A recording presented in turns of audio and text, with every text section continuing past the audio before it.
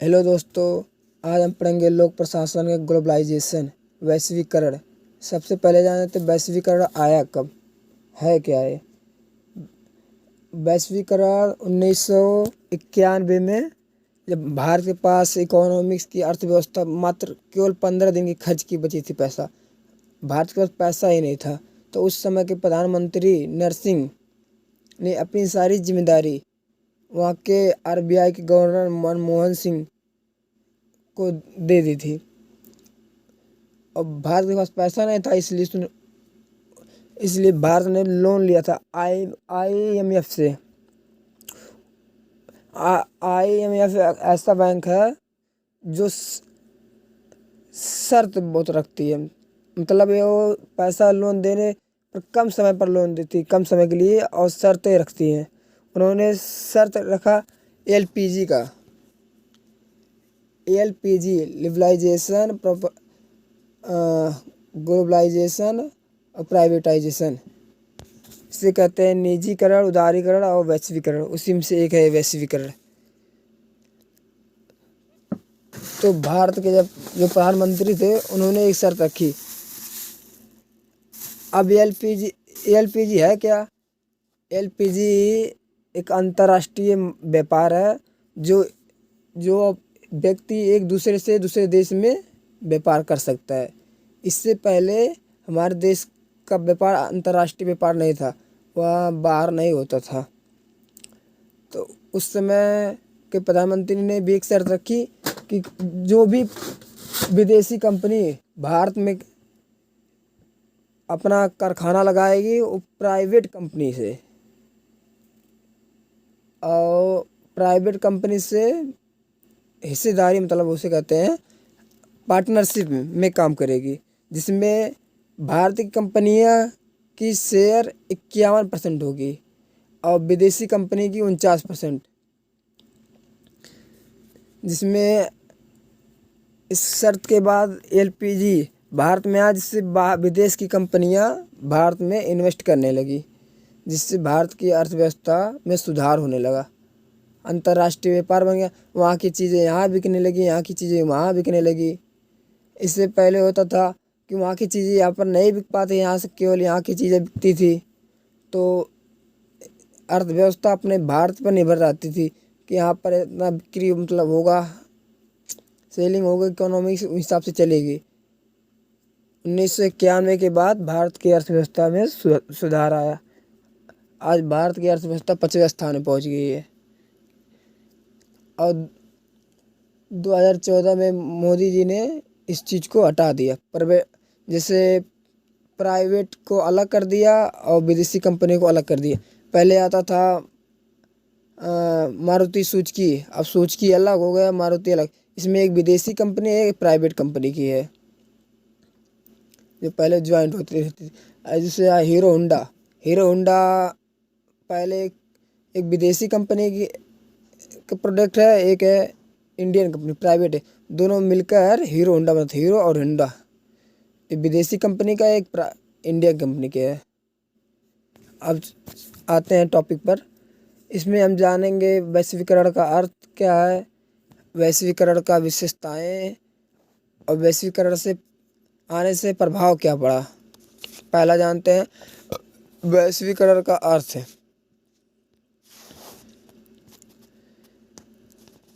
वैश्वीकरण मूल रूप से अंतर्राष्ट्रीय बाजार है एवं वैश्विक अर्थव्यवस्था से जुड़ा हुआ है। वैश्वीकरण मूल रूप से अंतर्राष्ट्रीय बाजार है जो वैश्विक अर्थव्यवस्था से जुड़ा हुआ है, जिसे भूमंडलीय भी कहते हैं। वैश्वीकरण को एक और नाम से और जानते हैं, भूमंडलीकरण। अब चिंता ना लीजिएगा कि अगर भूमंडलीकरण पूछ लीजिए तो ये समझ लीजिए कि ये वैश्वीकरण पूछा है, उसका दूसरा नाम है भूमंडलीकरण। वैश्वीकरण व्यापारिक क्रियाकलापों का अंतर्राष्ट्रीय करना है। वैश्वीकरण अंतर्राष्ट्रीय बाजार, जो एक देश से दूसरे देश में व्यापार करते हैं, जिसमें संपूर्ण विश्व का बाजार को एक ही क्षेत्र के रूप में देखा जाता है। संपूर्ण विश्व का बाजार होता है वो कि एक ही अवस्था में तो एक ही रूप में देखा जाता है क्षेत्रीय रूप में। वैश्वीकरण एक रूपता व समानरूपता की वह प्रक्रिया है जिससे संपूर्ण विश्व सिमट कर एक हो जाता है। वैश्वीकरण एक रूपता व समरूपता की वह प्रक्रिया जिससे संपूर्ण विश्व सिमट कर एक हो जाता है। वैश्वीकरण एक प्रक्रिया है जो एक देश से दूसरे देश में, किसी भी देश में, विश्व में किसी भी देश में आप व्यापार कर सकते हैं, अंतर्राष्ट्रीय सबको एक कर सकते हैं। समरूपता एक रूपता की प्रक्रिया से कहते हैं। तथा एक देश अपनी सीमा से बाहर, जो मैंने कहा है एक देश से दूसरे, उसी हिसाब से एक देश अपनी सीमा से बाहर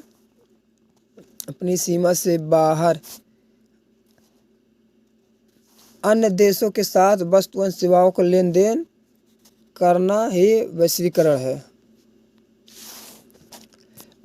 अब समझते हैं हमारे यहाँ अर्थशास्त्रियों ने क्या क्या, लोक प्रशासन के जो विद्वान हैं उन्होंने क्या कहा है।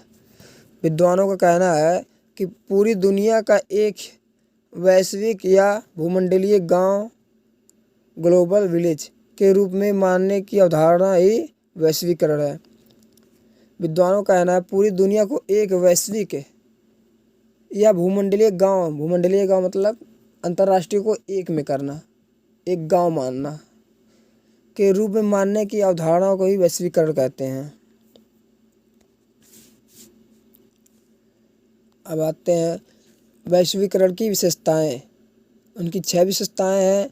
एक नई अर्थव्यवस्था का जन्म, भौगोलिक दूरियों का सिमटना, एक नई संस्कृति का जन्म, श्रम बाजार का विश्वव्यापीकरण होना, शिक्षा का विश्वव्यापीकरण। वेंड्रेन क्या है हम आगे समझते हैं। एक नई अर्थव्यवस्था का जन्म, वैश्वीकरण अर्थव्यवस्था से जुड़ी हुई एक ऐसी अवधारणा जिससे अंतर्राष्ट्रीय अर्थव्यवस्था के रूप में एक नई अर्थव्यवस्था का जन्म दिया। जब वैश्वीकरण भारत में नहीं था तो उसकी अर्थव्यवस्था एकदम कम थी। उसकी मतलब मान के चलो इतना कम, जो 2 सप्ताह की माँ खर्च बचे थे भारत के पास। उसके बाद भारत के पास पैसा एक बुन नहीं रह जाता 15, जिससे LPG लाने से, वैश्वीकरण लिबरलाइजेशन लाने से उसकी अर्थव्यवस्था का एक नया जन्म हुआ, सुधार हुआ,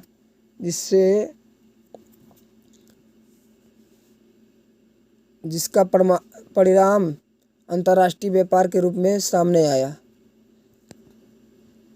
इसके फलस्वरूप वैश्विक आर्थिक नीतियों में बदलाव आया है और कृषि व्यापार श्रम की स्थिति जो स्थिति है आदि ने अंतर्राष्ट्रीय अर्थव्यवस्था को प्रभावित किया। इससे जो उसकी कृषि है, व्यापार है, श्रम की जो स्थिति, जो लोग बाहर जाते हैं, जो कृषि हमारे यहाँ फसल अंतर्राष्ट्रीय व्यापार बन चुकी है। पहले उस समय नहीं थी। हमारे यहाँ की फसल हमारे यहाँ में यूज होती थी, अब अंतर्राष्ट्रीय हो गई है। अब एक देश से दूसरे देश जा सकती है, जिसमें एक नई अर्थव्यवस्था का जन्म हुआ। दूसरा है भौगोलिक दूरियों का सिमटना। यातायात और संचार साधनों में से हुए क्रांतिकारी विकास के चलते भौगोलिक दूरियां सिमट गई है। यातायात और संचार साधनों में हुए क्रांतिकारी विकास के चलते भौगोलिक दूरियां सिमट गई हैं। अब न केवल व्यापार, तकनीक एवं सेवा क्षेत्र बल्कि लोगों का भी सीमा पार आवागमन सस्ता हो गया है। कंप्यूटर और इंटरनेट भी तेजी से दुनिया में जुड़ा रहा है।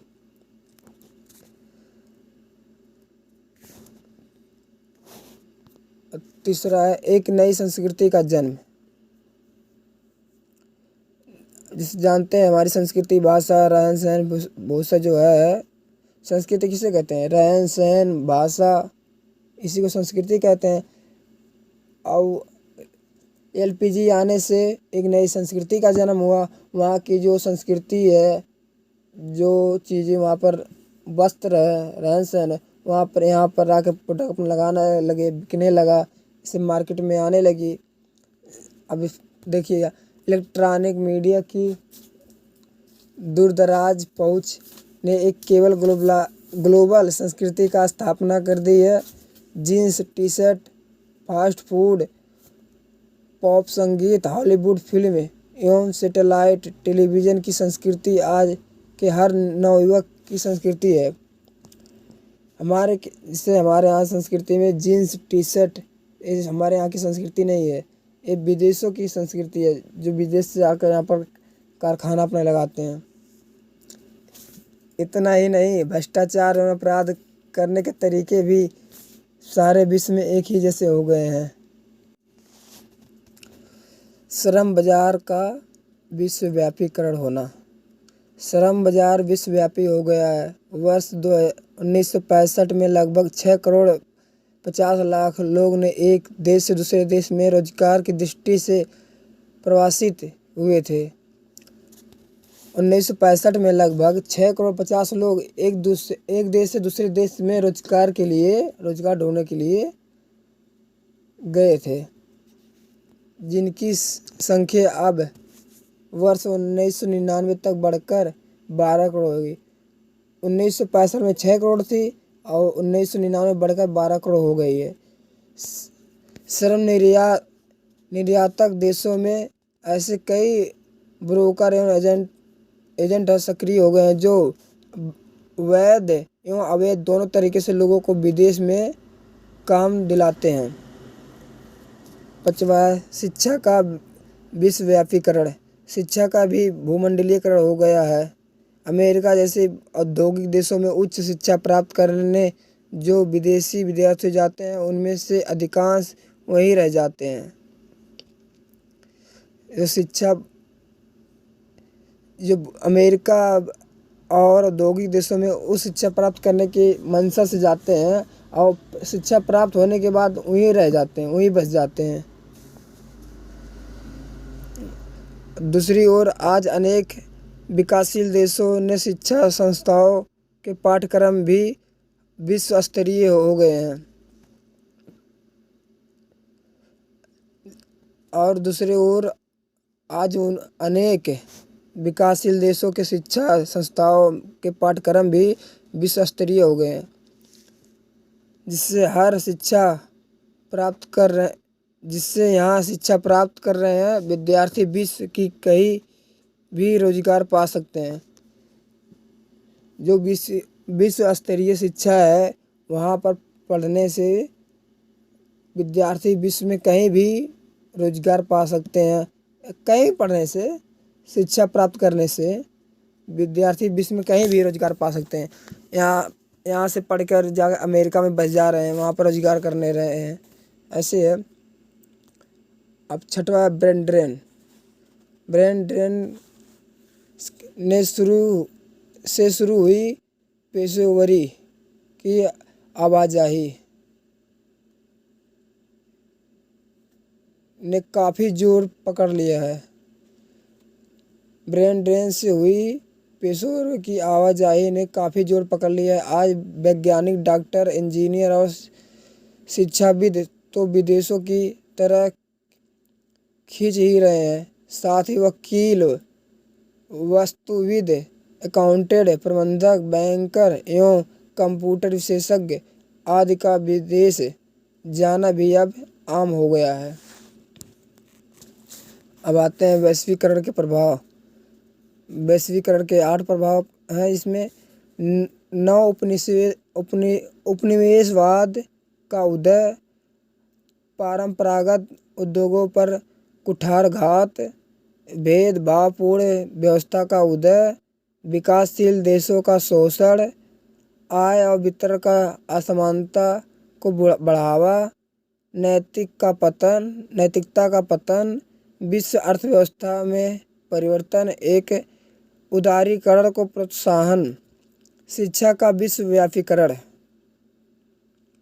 अब देखते हैं वैश्वीकरण के प्रभाव किसे कहते हैं। वैश्वीकरण की प्रक्रिया से विश्व पर और विशेषकर भारत जैसे विकासशील देशों पर में कई तरह से अपने प्रभाव डाले हैं, जो सकारात्मक व नकारात्मक दोनों स्वरूप में है, लेकिन नकारात्मक प्रभाव अधिक पड़े हैं। वैश्वीकरण के प्रभावों को निम्न अनुसार समझा जा सकता है। पहला, नव उपनिवेशवाद का उदय। आप इसे लिखें या ना लिखें, इतना काट दीजिए, उसको ही दोहरा दिए हैं। वैश्वीकरण सही मायनों में पूंजीवादी देशों का एक नया खेल है। जो वैश्वीकरण है वो पूंजीवादी, सिर्फ अर्थव्यवस्था अच्छी है, पैसा बहुत है, उनका एक खेल है जो दुनिया के नव उपनिवेशवाद की ओर ले जा रहा है। बहुराष्ट्रीय कंपनियों विश्व में विकासशील तथा गरीब देश में बाजार व्यवस्था के नाम पर अपना प्रभाव जमा रहे हैं, जो एक बार फिर से उपनिवेशवाद का आशंका को जताता रहा है। दूसरा है परंपरागत उद्योगों का कुठारघात। वैश्वीकरण की प्रक्रिया से परंपरागत उद्योगों व व्यवसायों को संकट में डाल दिया है। वैश्वीकरण की प्रक्रिया ने परंपरागत उद्योगों व व्यवसाय को संकट में डाल दिया है। बहुराष्ट्रीय कंपनियों का स्थानीय उद्योग एवं व्यापार पर जबरदस्त दबाव पड़ा है। लघु व कुटीर उद्योग पर कुठाराघात हुआ है, वे मरणासन स्थिति में है। तीसरा है भेदभावपूर्ण व्यवस्था का उदय। वैश्वीकरण की प्रक्रिया में फलस्वरूप विकासित तथा विकासशील देशों में स्पष्ट विभाजन रेखा खड़ी गई है। विकासशील देशों में पूंजीवादी शोषण की नई करवटें तेजी से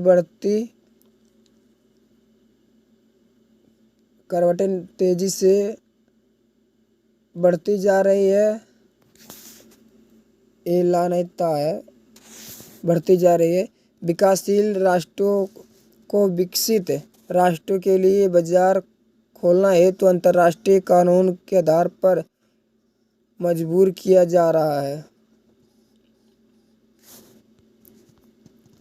चौथा है विकासशील देशों का शोषण। सही मायनों में वैश्वीकरण का लाभ पूंजीवादी यानी विकसित देश ही ले रहे हैं और वे बाजारवाद के नाम पर विकासशील देशों का शोषण कर रहे हैं।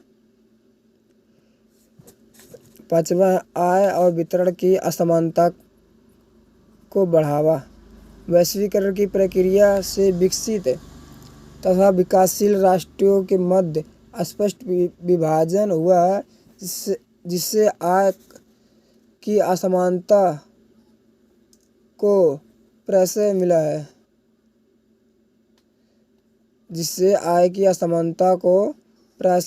है। आय का असमान वितरण विदेशों में प्रवास को बढ़ाएगा, जबकि आय व वितरण की समानता उस दबाव को कम करता है। नैतिकता का पतन। वैश्वीकरण की प्रक्रिया के कारण कई क्षेत्रों में क्रांतिकारी परिवर्तन आया है, जैसे सूचना एवं संचार प्रौद्योगिकी में संचार क्रांति के फलस्वरूप कई अनैतिक कार्य होने लगे हैं, जैसे बैंक खातों में हेराफेरी, उत्पाद के झूठे एवं लोक लुभावने विज्ञापन जो भड़कीले एवं उत्तेजक होते हैं, जिससे समाज में नैतिकता का पतन हो रहा है। अब 7वां है विश्व अर्थव्यवस्था में उदारीकरण को प्रोत्साहन। विश्व अर्थव्यवस्था के उदारीकरण को प्रोत्साहन। आज विश्व अर्थव्यवस्था में आर्थिक सुधारों के कारण उदारीकरण को प्रोत्साहन मिला, जिससे फलस्वरूप उदारवादी, पूंजीवादी तथा उदारवादी लोकतंत्र की धारणा सामने आई है। हेलो दोस्तों, अगर वीडियो तेज हो रहा है तो आप वीडियो को रोककर इसे उतार सकते हैं। अब नोट इसको बना सकते हैं। 8वां है शिक्षा का विश्वव्यापीकरण। 8वां एवं अंतिम। वैश्वीकरण के प्रभाव फलस्वरूप विकासशील देशों की शिक्षा संस्थाओं के पाठ्यक्रमों को विश्वव्यापी फलस्वरूप स्तर मिलने लगा है। विकसित राष्ट्रों की शिक्षा संस्थाओं में विकासशील राष्ट्रों के छात्रों के लिए भी शिक्षा के द्वार खुलने लगे हैं। बैंकों से शिक्षा ऋण के कारण विदेश शिक्षा आसान हो गया है। वैश्वीकरण से आने से शिक्षा में बहुत सारे प्रभाव पड़ा है। विश्वव्यापीकरण, इससे बैंकों में शिक्षा के लिए लोन भी मिल रहा है। इसी कारण विदेश में शिक्षा लोग ग्रहण कर रहे हैं। उससे आसान हो गया विदेश में जाना। बैंक से लोन लेकर आप शिक्षा पढ़ ले रहे हैं, मतलब विदेश में पढ़ाई कर रहे हैं।